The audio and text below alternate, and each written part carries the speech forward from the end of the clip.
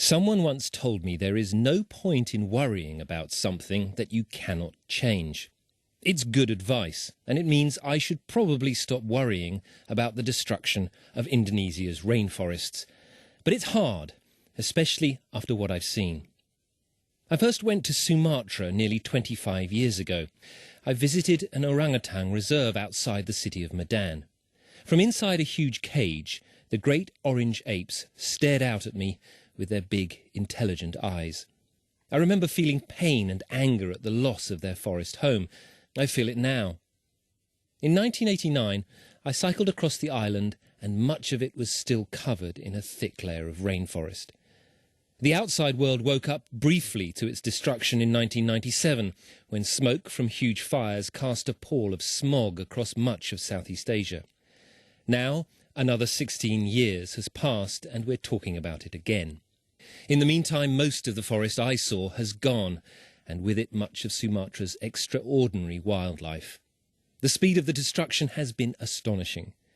In the mid-1980s, there were still around 5,000 Sumatran elephants. Half survive today. 30 years ago, there were over 1,000 Sumatran tigers. Now there are less than 400. In the same period, half the orangutans have also been wiped out. All three species are now critically endangered and heading for extinction. The timber barons once drove the destruction, but now there is a new gold rush: palm oil. The oil palm is a pretty amazing tree. It's easy to grow, matures in less than 5 years, and is extraordinarily productive. In the wet season, the tree will bear fruit every 2 weeks. The fruit grows in bunches of large yellow berries, each bunch weighing up to 50 kilos. No wonder it's so popular. Sumatra covers an area more than twice the size of Great Britain. The whole thing is being turned into an enormous monoculture. As I drove across the island earlier this week, for hour after hour, all I saw on either side were massive plantations, neat rows of hundreds of thousands of oil palms. In my hotel room in the city of Pekanbaru, I switched on the TV and flicked to the international news channel. Up flashed beautiful images of lush forests, crystal clear waters, and happy young faces. Over the pictures came a silky voice. Indonesia, it said, committed to sustainable development. I turned to the window and looked outside. The city was all but invisible behind the thick layer of choking smog. I didn't dare open the window. Summer in Sumatra is fire season. Once the big trees have been cut for timber, fire is used to clear the land for cultivation. It's completely illegal, but nothing is done to stop it. Locals say the fires are set by agents hired by big palm oil companies from Malaysia and Singapore. The companies deny it. Later that morning, as we drove through the smog, my local driver tore into Indonesia's wealthy neighbours. On the news, the Malaysian and Singaporean governments had both been complaining about the pollution. They come here and they destroy our country, my driver said. Now they get to taste the results for themselves.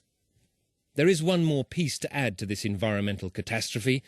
Much of the east of Sumatra is a giant peat bog, up to 20 metres deep. For thousands of years it has been slowly growing and accumulating greenhouse gases. When they burn the forest, the peat catches fire too. Each year Indonesia's peat fires pour billions of tons of greenhouse gases into the atmosphere. All this is pretty depressing, but hey, what's the point in worrying about it? Well, perhaps. But there is a final irony here. One of the biggest drivers of the palm oil industry is the demand for biofuels. Palm oil makes excellent biodiesel because it burns cleanly and has a very high energy content. But according to a leaked European Union report, making biodiesel from palm oil is worse than using crude oil. On the nasty index of things you definitely don't want to use, it is second only to oil from tar sands. So next time you fill up your car with biodiesel, remember, just because it has bio on the pump does not mean it is good for the planet.